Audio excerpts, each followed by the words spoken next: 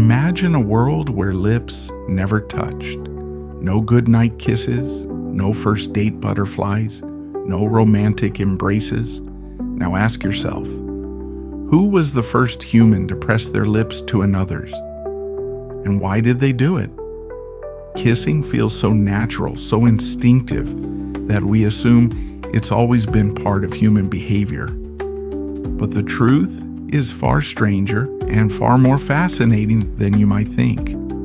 The act of kissing may not be as ancient or universal as it seems, and its origins might have more to do with survival, scent, and even disease than romance.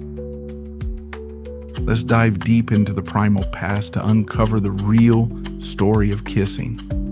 Our ancestors didn't start out smooching under the stars. In fact, early humans, like Homo erectus, likely never kissed at all.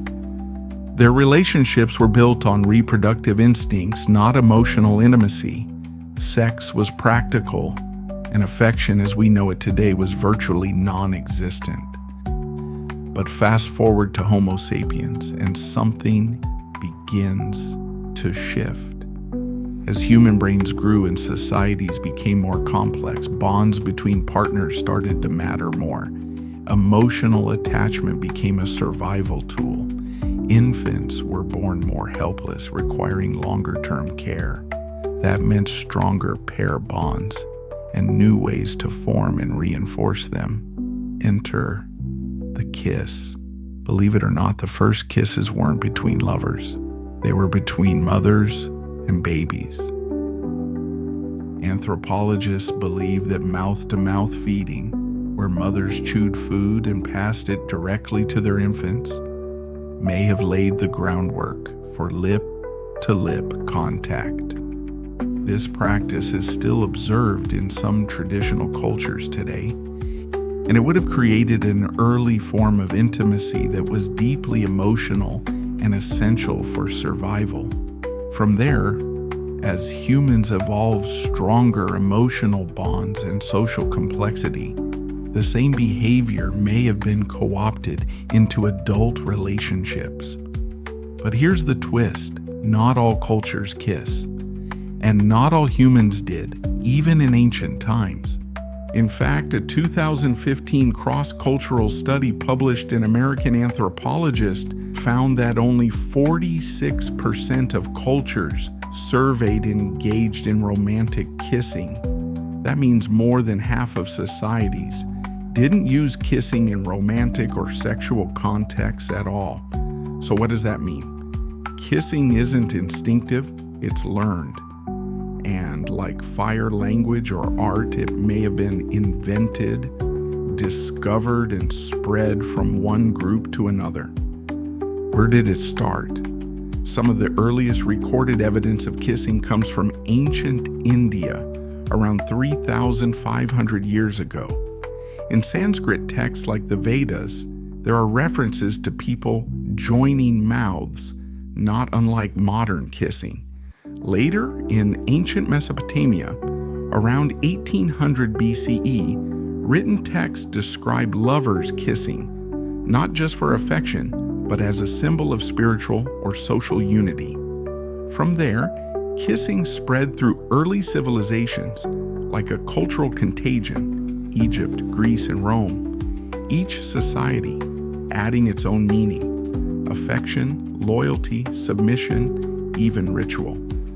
By the time of the Roman Empire, kissing had categories: osculum, a kiss on the cheek; basium, a kiss on the lips; and suavium, a passionate kiss.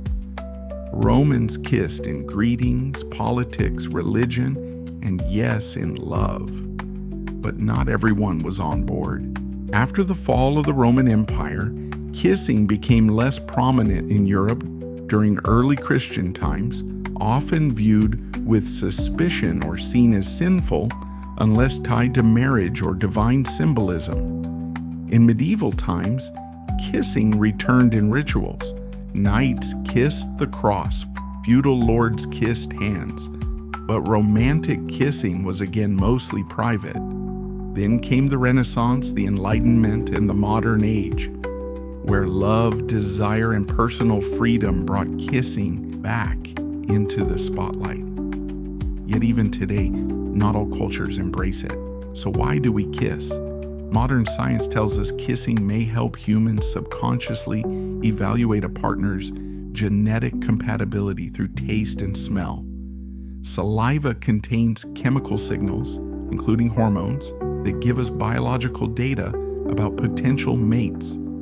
Kissing also releases a cocktail of brain chemicals: oxytocin, the bonding hormone, dopamine, the pleasure hormone, and cortisol, the stress hormone, which drops after kissing. In other words, kissing isn't just romantic, it's biological. It creates emotional bonds, reduces stress, and helps ensure reproductive success. It's ancient chemistry with a modern twist. So, who invented kissing? The honest answer is no one person did. Kissing likely emerged in different places in different ways. First between mother and child, then as a learned behavior in intimate relationships. But if we're looking for the first recorded lover's kiss, ancient India holds the title. What's truly fascinating is how kissing evolved from a practical survival gesture to a complex language of love, desire, power, and connection. And even today, in the age of dating apps and emojis, the primal magic hasn't faded. So the next time you kiss someone, remember you're not just sharing affection, you're echoing thousands of years of evolution, culture, biology, and human connection. Because in the end, kissing isn't just a modern act of love, it's a prehistoric legacy, soft, instinctual, and deeply, deeply